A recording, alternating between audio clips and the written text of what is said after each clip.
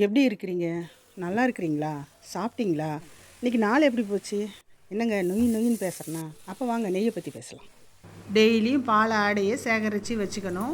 ஓரளவு சேர்ந்ததுக்கப்புறம் மிக்ஸி ஜாரில் ice cube போட்டு அடிக்கணும்.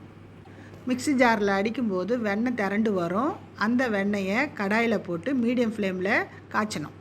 கைவிடாமல் கிளறி விட்டுக்கினே இருந்தால் பபுள்ஸ் வர ஆரம்பிக்கும். அந்த ஸ்டேஜில் முருங்கைக்கீரை அப்படி இல்லைன்னா கருவேப்பிலை போட்டு பொரிஞ்சதுக்கப்புறம் ஸ்டவ்வை ஆஃப் பண்ணிடணும்.